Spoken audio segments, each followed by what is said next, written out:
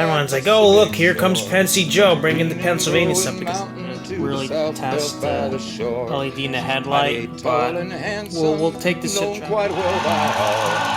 Regular combination, she's all that Sheet at 10. Proceed to 15.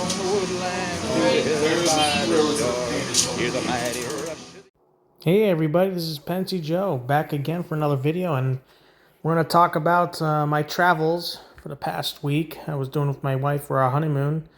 We went to a number of museums and zoos and stuff along the way, and this is obviously the Roanoke, Virginia Railroad Museum. That was kind of sucky. That was 1218 and this is 611. Man, those engines were huge. These are like the first biggest steam engines I saw in person. They do not disappoint. Absolutely not. There's some RS locomotives here that I saw there. I mean, they had some great equipment that was kept out of the weather here. Unlike a certain place we're going to see a lot down the video. But yeah, those RS3 and RS, I think 21 were pretty cool. This is a GP30, another Norfolk and Western with the back of the auxiliary tender right there for 611. And I think there was a baggage car right behind the Jeep. Here's one of the science / inspector cars, and there was a Norfolk and Western hopper car right there. A couple other pieces of equipment that were pretty interesting as well when we get to the next photo. So this is the other hopper car on the other side, and this hopper car was pretty interesting looking. I'm pretty sure I don't see any of these in RTR. Correct me if I'm wrong, but yeah, it's definitely an interesting hopper. Here's another Jeep. I like that maroon colored red. It's a really beautiful color. And here's a butthead. It's one of those switchers. I forgot what kind. I don't know every single type of switcher. I mainly know more about the Baldwins than the other switcher types. But yeah, here's a Virginian electric.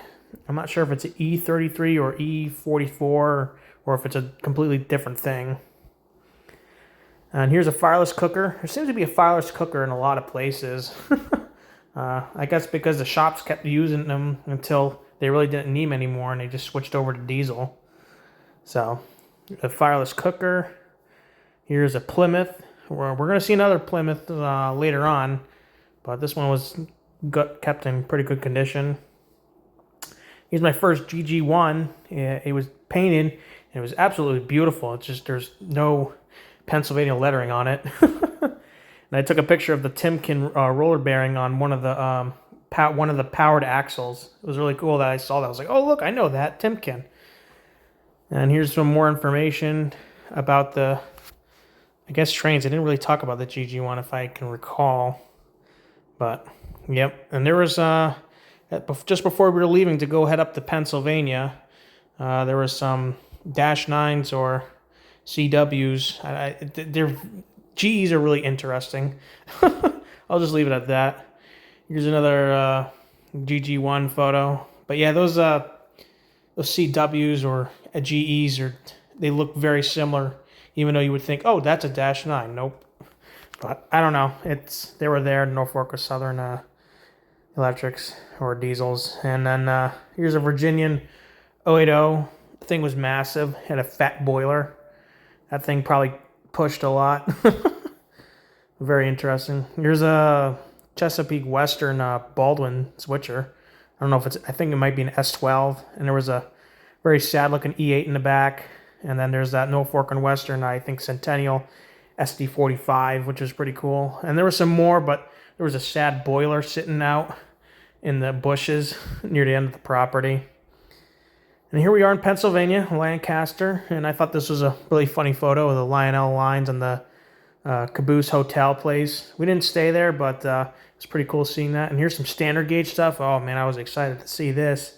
And my wife enjoyed it too. She thought it was a pretty neat little museum with all the vintage stuff and whatnot. Very colorful stuff. And yeah, they had the Blue Comet today and the 381 pulling a coal train.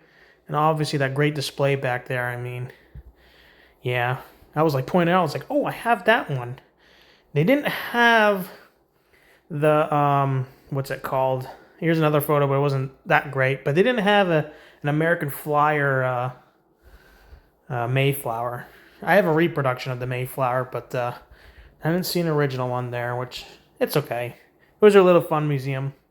And here we go. We're going to one of the big museums in this little adventure. We're going to the Pennsylvania Railroad Museum, just across the way from Strasburg Railroad.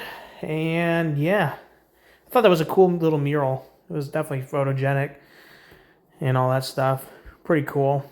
And then when we went inside the main lobby, I thought, man, it's a really cool thing they had above the main doorways. It was a really nice lobby that they had at that museum. If you haven't been there in a while, or if you haven't been, I totally recommend. There's so many cool stuff to see in person, and especially all these engines that they got. And this is a HL lab that's upstairs on the second level. It is a really nice layout. I mean, yeah, it's basically just a huge oval, but not like an oval, more like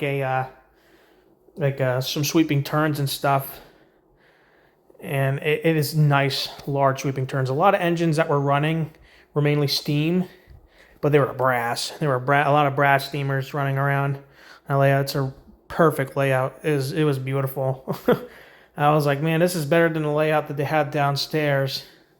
And I met Trainman 440 there as well. It was my first time meeting him in person. We had a great time just looking at piping on all the steam engines. And we're like, whoa, where did that go? And especially the conduits and stuff as well. The air hoses and electrical conduits for the marker lights and for the air brakes in the front. And here's a really, unfortunately it didn't come out right, but that's a coaling dock station where they would, basically this would be over like a main line or something, or a big yard, and they would just roll coal hoppers on the top that drop into those bins so that they can have a quick stop to get coal if a train's below, and then get ready to go afterwards. It was really cool. That's a really cool piece right there. I could model that and add it to my railroad once I start building. I think this is I think the H6 SB or something like that. Correct me if I'm wrong. If my friend's going to probably be watching this video, he's going to be like, no, that's not what it is. Or he might say, hey, you got that right. It's a shame. There we go. Here's another picture. I mean, this thing was pretty big. And these engines are just not small. And it's interesting. I was talking with both the museum and the Strasburg employees, and they're like, well, they don't really want us to, they're kind of like, well, we don't really want to run it because of historical value. And I'm like, I mean, 1361 is getting a new firebox with modern metallurgy. I mean, to be honest, they're basically doing the ship of Odysseus kind of argument. And here's a look inside that H6. Really cool. Get to see inside the firebox. You don't get to see that every day. Here's in the passenger car as well. I think one of them is the P70. Correct me if I'm wrong. But yeah, I thought it was interesting on the thought process. I mean, yeah, it's really expensive to restore a steam engine. But yeah, the H6 could probably be like overhauled, and then it could run on the Strasburg because it's a little freight locomotive. It doesn't have to go that fast. Here's a look in the other passenger car, by the way. Really beautiful interiors. It would be nice to walk through there. Really, really cool. But yeah, it would be nice. At least the H10 or the H6 would be perfect for, going on Strauss, because a lot of the engines there, except 89, is, freight engines. they're more efficient at a slower speed. So it's like, you would think, right? Here's a GG1. I know that first picture you couldn't really see well, but this is the front of it, and it's tall. These especially the GG1. This is the second GG1 I saw, and they're tall, man. Like, look, I didn't even do it vertically. I did it sideways. Like, this is the I think 33 General Electric right here. And correct me if I'm wrong again, or E44. I don't know these 60s, 70s era electrics. And here's a look on the inside. They had one of the panels open, and I'm like, We were like, what is that? Like, we were like, we don't know. It was pretty interesting to have some of those doors open. You can look inside and be like, just wonder what the hell that thing did or whatever. It was very interesting. And here's looking inside that cab, and man, that chair looks uncomfortable. Looks like something at like a. I mean, well, there's really utilitarian these engines, especially the modern engines. Even the steam engines, like some of those chairs just look so uncomfortable, man. Like, I don't know. It looks like it had a nice cushion though. We thought this was interesting. The trucks are very old school. You got that tan color. This was a really neat piece of equipment right here. This coach right here. I thought it was cool. Took some pictures of it. It looks like they bolted up some doors. And here's a B1. I think my eBay or something like that, or I think eBay account has like this picture. And I was like, well, look how cute this thing is. I mean, it was still pretty big. And here's a messed up, I think G22 ore hopper or something like that. Correct me if I'm wrong. I have one of these in HO, but I only have one. It's made by Bowser. And here's one of the tail cars. Oh, yeah, that was it. We were trying to figure out those levers on the back. One of them was, I think, for a whistle, and the other was for like an air brake in the rear. It was pretty interesting. Really interesting observation car. Here's I think a post office car, an old one, like an old wood-bodied one. I like those rounded corners on the baggage doors and the windows. It was really interesting and handmade probably too. Here's the E7. I think one of the last E7s, if not the last. And that's really interesting above the door. It's got like an electrical plug outlet under the headlight. And we were trying to talk about like what are those hooks are for right there, but it was for like basically carrying the entire locomotive. Here's under the H3. Again, it's not too much you could see, but there's like the axle you can see up there. One of the lights are shining up under that locomotive. It was really cool that you can go under the locomotive in a pit and just take a look at it.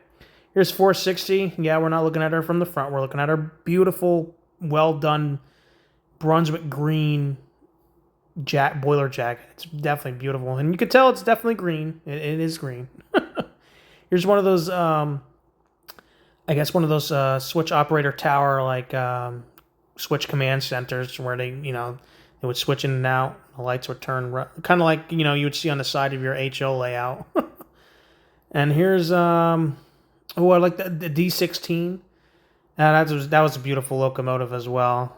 I mean, I can understand you do not run like the passenger locomotives on the short lines because the engines are not going fast like they're designed to be efficient and whatnot. And here's the E7, which is basically a rebuilt E3. And I have to be honest, the E3s and the E7s are really nice looking locomotives. I can understand why some of the more famous rail fans of the Pennsylvania prefer the E3 and E7s over the E6. Here's a look inside one of the mail cars. Or this could be the back. Forgot what this one was, honestly, unfortunately. But it had the door open and you could look inside and it definitely looks like a post office or some sort of baggage car, one or the other. Here's the A5. Where's the boiler jacket? I heard it was like this for a while. I'm like, just put the boiler jacket on, man.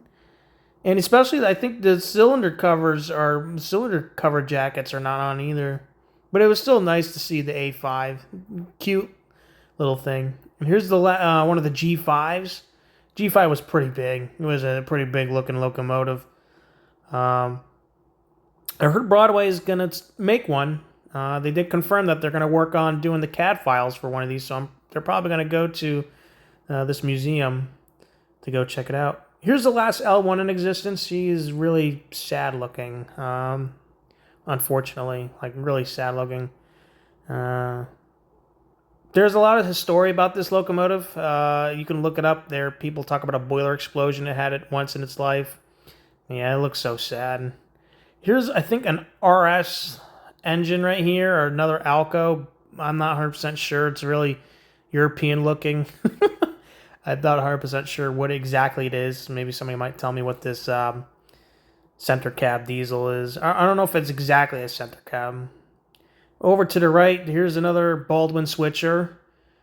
It looks like when he broke the thing so you can't climb up into the cab. It looks like the cab was open. You can go inside, but I wasn't risking it. We were running out of time, and that day we spent a lot of time inside and unfortunately not so much outside. Here's one of the Pennsylvania Express horse cars where they would, keep equestrian. This is basically the equestrian for like horses and other animals. So it's probably, the correct term is equestrian car. Really, really nice. Here's another butthead. I mean, Baldwin's, and I think this is definitely one of those SW EMD switchers. And there's that little bus thing on the left, and there's a sad looking coach on the right. Really, really interesting stuff with the turntable in the middle. And here's the N5C caboose, a humble N5C caboose. No train phone though, but that's okay. I have a couple of these in HO already.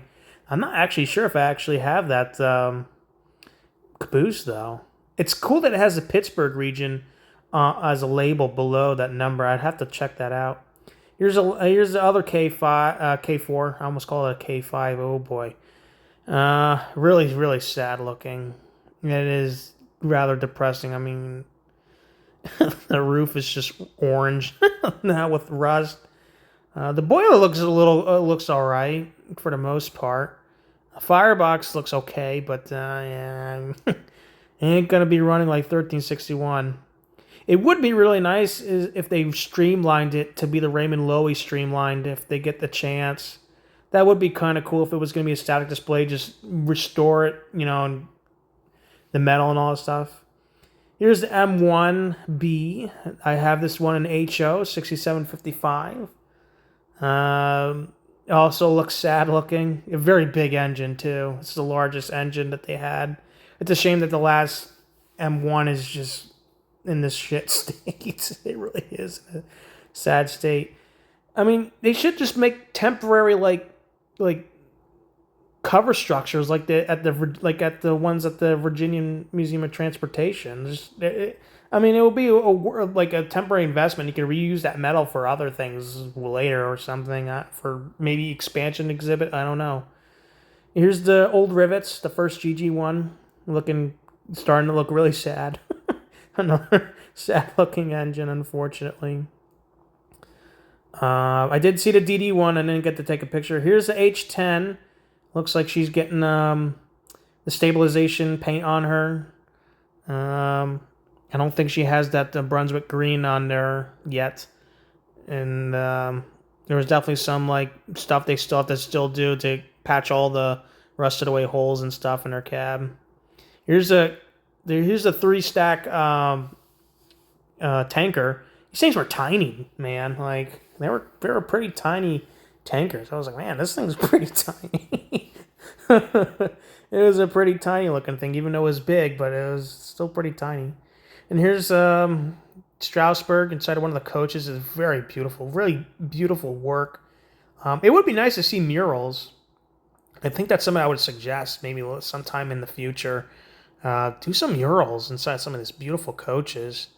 I don't know. But here's the thing, though. I don't know if they all had murals back then. Even though it's just it's a tourist railroad, so I don't know if they'll go that far. So we had 89 taking us out today at the end of the line in Paradise near Northeast Corridor overhead electrification. Nothing went by though. But here comes 89 right now. She's a petite little mogul. She's big, but she's rather petite, and she had the Banshee whistle, and the Banshee whistle is actually not that loud. I thought that was interesting. The Banshee's not as screechingly loud as you would think it would be, but anywho, this is a choo-choo barn, and me and my wife love this place. We were like, wow, there's so much to see, a lot of stuff moving. If you're gonna have a museum, you gotta have stuff moving. I mean, it's nice to see the trains move, but add some animatronics or stuff that makes stuff move around. Kind of it's like miniature Wonderland, but O gauge trains. It was pretty neat. You even had a Strasbourg operation. It was really interesting.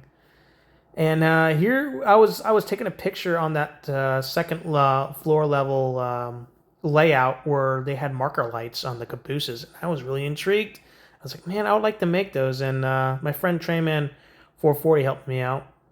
Here we are in Altoona, one of the tenders here. It could be like an I-1 tender or H10. I don't know.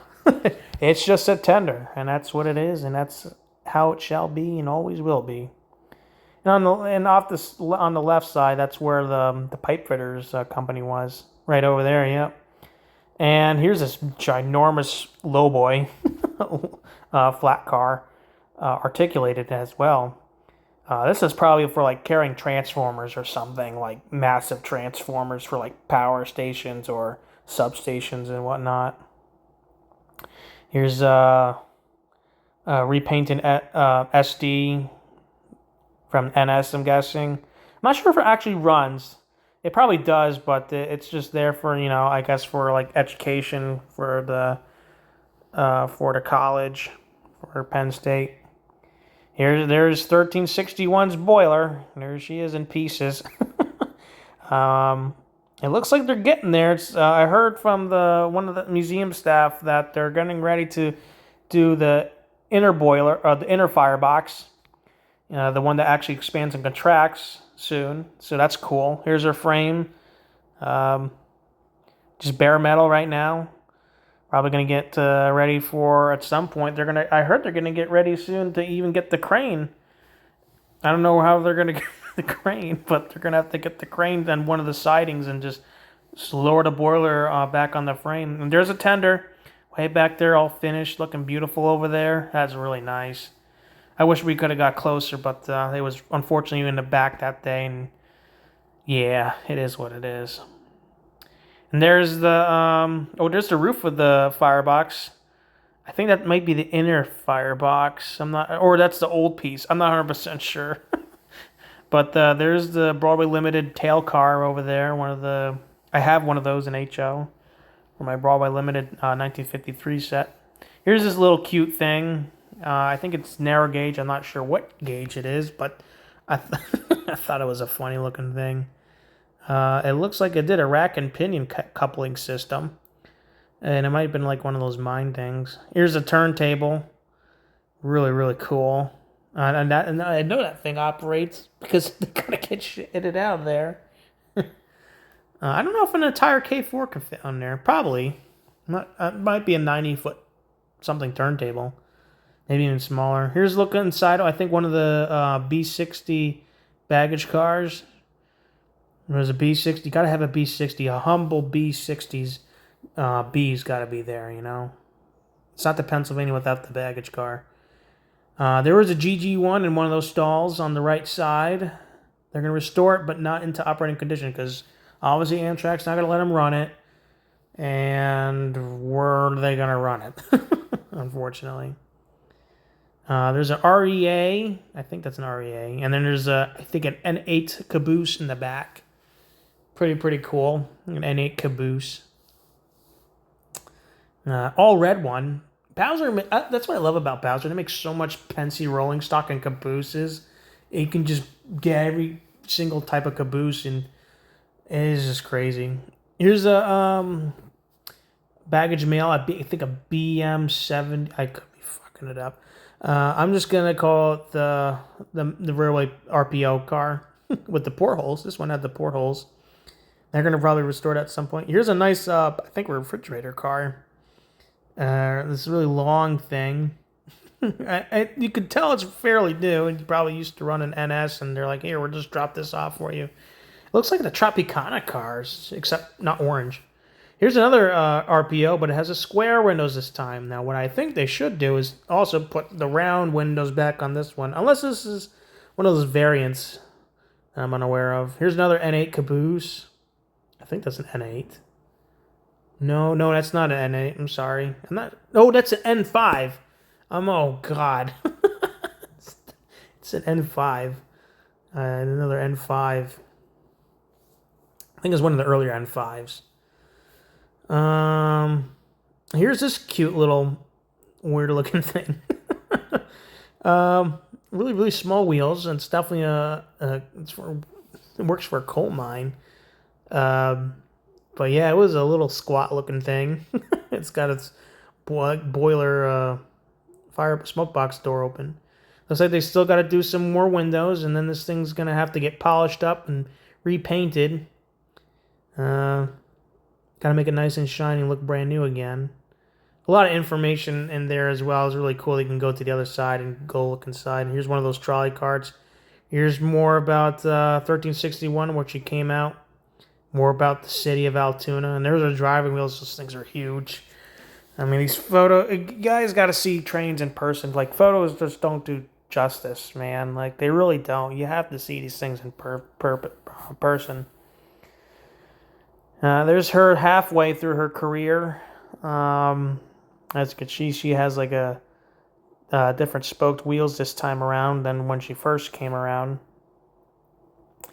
And that's her in her later years. There was also a picture earlier of her when she first came from the factory. She basically had an E6 tender, or a lot of tenders that those engines had at the time. Here's a cool device. This is, I guess, where they plug into different places to talk to someone. Really interesting telephone system. And here's inside the main building as well. They had this layout. I would love to operate it. Fortunately, none of the trains were working that day. And my wife was like, where are the trains?